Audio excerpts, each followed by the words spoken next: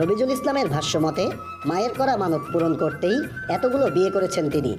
7 স্ত্রী তাকে খুব ভালোবাসেন। রূপকথার গল্পে আমরা যেমন শুনি, রাজা মহারাজার অনেকগুলো রানী, সবাইকে নিয়ে থাকেন একই প্রাসাদে। তবে আশ্চর্য মনে হলেও এমনই রূপকথার গল্পকে বাস্তবে রূপ দিয়েছেন কুষ্টিয়ার সদর উপজেলার পাটিকাবাড়ি এলাকার রবিজুল ইসলাম। একটি বা দুটি নয়, এখন পর্যন্ত 7টি বিয়ে করেছেন তিনি। 7 স্ত্রী নিয়ে থাকেন একই ছাদের নিচে।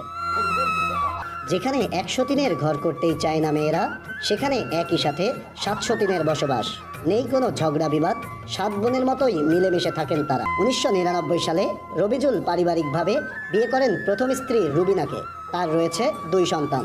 দ্বিতীয় স্ত্রী হেলেনারও রয়েছে 2 সন্তান ও তৃতীয় স্ত্রী নুরুন্নাহারেরও রয়েছে 1 সন্তান।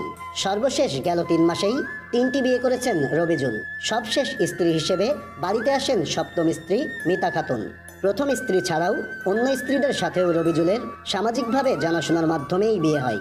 বিয়ের পর থেকে এখন পর্যন্ত 7 স্ত্রী নিয়ে সুখেই সংসার করছেন তিনি।